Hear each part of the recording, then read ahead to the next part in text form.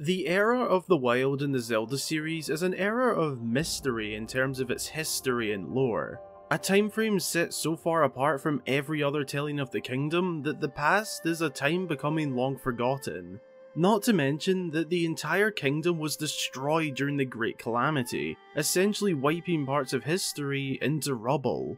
Hyrule seen in Breath of the Wild is, in my opinion, the most unique iteration we have seen yet. There are so many peculiar landmarks, mysterious locations, and events that just aren't explained to us in-game, leaving it up to us fans and theorists to talk about and come up with our own answers. This game has been heavily discussed and theorized on, and to this day we are still finding all sorts of new details, secrets, and mysteries, and likely will for years to come. But one of the game's most interesting locations is actually one of the first sites many players see and head towards: the Dueling Peaks.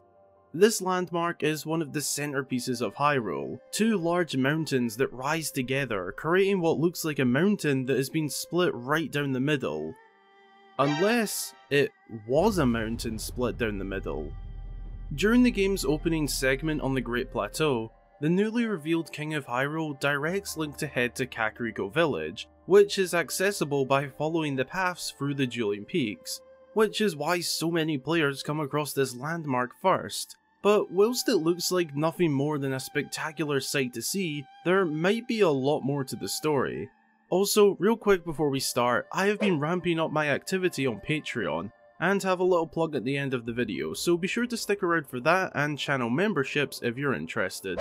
Anyway, be sure to go grab yourself a snack or drink, and let's dive into the mysterious origins of the Dueling Peaks.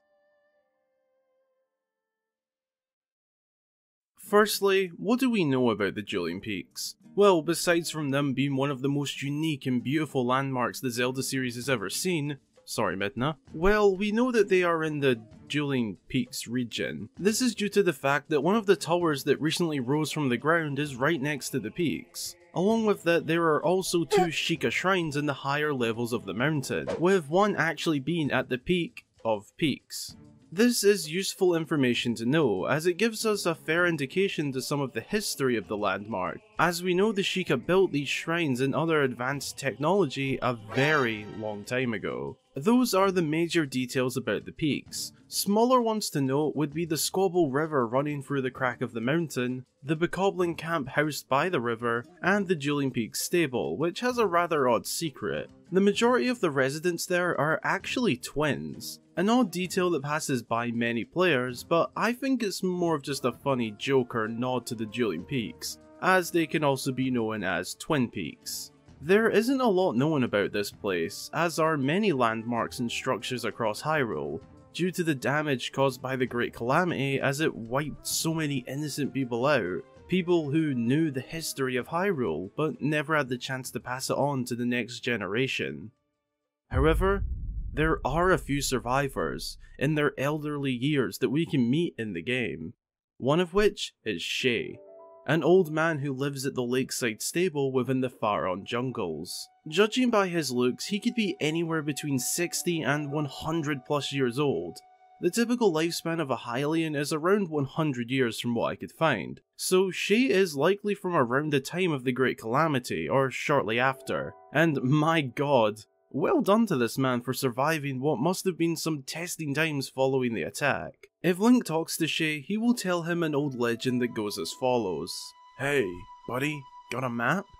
So on this map of yours, do you see Dueling Peaks to the north of here? Well, apparently, that used to be just one mountain a really long time ago.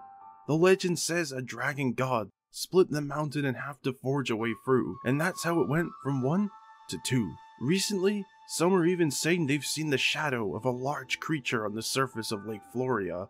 I wonder if any of that is true.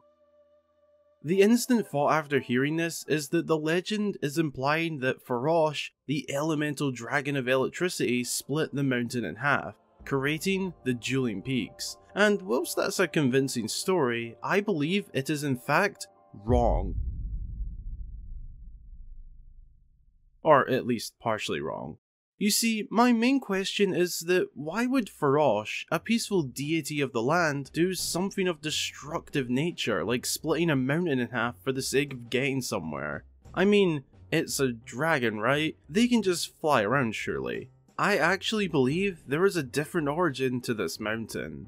I do believe it was once one mountain, which was split into two, but not in the tale that Shay tells us. After all, the passing of a story from what could be tens of thousands of years ago can change with each passing from person to person, and I think I may know the true story behind the Dueling Peaks. Let's return back to the peaks for a moment and assess the information we know. Well, I'll cut to the chase actually. The Dueling Peaks house two Sheikah shrines, two technological creations made by the Sheikah a long time ago. We know that the development of this Sheikah tech became extremely notable around 10,000 years ago following the first Great Calamity, as seen on the tapestry. So these shrines date back to at least 10,000 years ago, potentially further back. Which brings into question the event of the Dueling Peaks splitting and becoming the Dueling Peaks. Whenever the mountain was split down the middle, it had to have been prior to the Sheikah's advancements in technology really taking shape, putting the time frame of the split at a minimum of 10,000 years ago. This era seen on the tapestry 10,000 years ago is known as the Era of Prosperity. So we know roughly when this happened, but we still have the questions of who or what split the mountain, how did they do it, and most importantly, why? As Shay mentioned, some of the locals have been claiming to have seen the shadows of a large creature at Lake Floria, and you may be asking, all they saw was shadows? I mean, the thing is bloody massive. Well, this is likely because the dragons are only visible to Link due to them being gods. Only a few individuals can see them, Link being one of them. Shay was clearly implying this to be Farosh, and the story is implying the dragon to be Farosh too, splitting the Dueling Peaks. The other two dragons seen in Breath, Nadra and Dinral are never seen anywhere close to the Dueling Peaks, so it wasn't them, but they may have played a role which I'll explain shortly. So how did this quote-unquote dragon god literally split a mountain down the middle? Well, it would have to be one hell of a powerful beast to do that. Out of all of the dragons seen across the series, none seem like the kind with that sort of brute strength or magical abilities. Even the closest candidate, Farosh, isn't that strong alone. Farosh is an electricity-based dragon, and the mountain is made of, well, rock, something electricity wouldn't have much of an effect on. We do need to remember that Farosh is a god, but even then, that doesn't necessarily mean strength abilities. You have the likes of Argarok from Twilight Princess, Volvagia from Ocarina of Time, and even the first ever known dragon gods like Lineru the Thunder Dragon from Skyward Sword.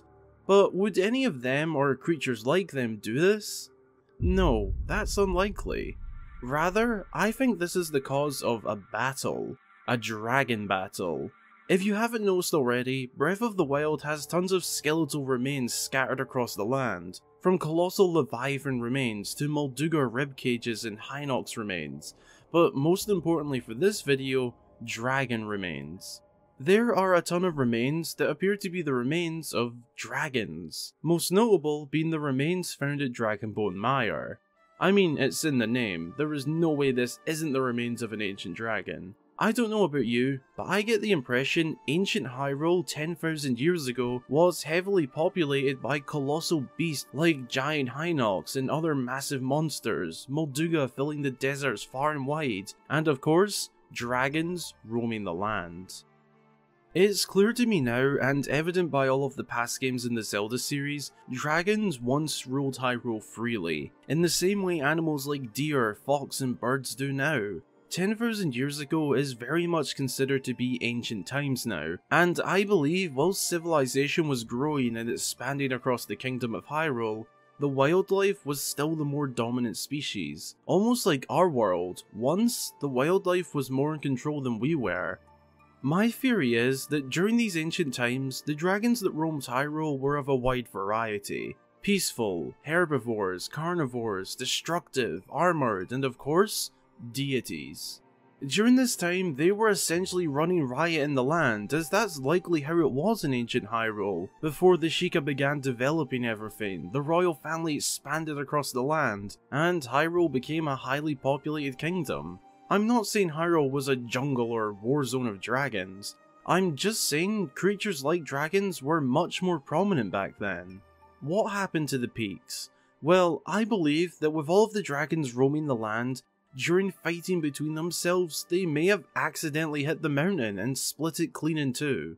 Now that may sound absolutely crazy, but to put that into perspective, the Hyrule Peak has a chunk taken clean out of it, very likely from a Divine Beast laser that missed its target during combat, and took this chunk clean out of the mountain. In fact, the idea of that being the origin of the chunk taken off the peak is a theory by Zeltik. He has a really good video on it which I will link below if you want to check out after. My theory is that something similar happened to the Dueling Peaks, just with dragons. It could have been dragons ramming into it, it could have been anything. Which would also explain why it's more of a rough cut taken on the landscape, opposed to a clean chunk blasted out by a laser. Now that is a bit out there looking at what I just said, but come on. Would a dragon really have a reason to just split a mountain in half? As mentioned earlier, they can friggin' fly, they have no need to make a way through there. I'm betting it was a total accident in something like a fight or a battle. At the end of the day, we do need to remember that this is all a legend, a story passed down generation after generation. There's a good chance the tale has varied with each passing, and this is just my guess on what might have actually happened, as I don't think the peaceful deity Farosh would have done this. In my opinion, this is what theorizing is all about, questioning the mysterious and coming up with our own answers. This video is a little bit different than my normal take on theories, but I wanted to take a more open approach to them. Be sure to let me know what you think happened here.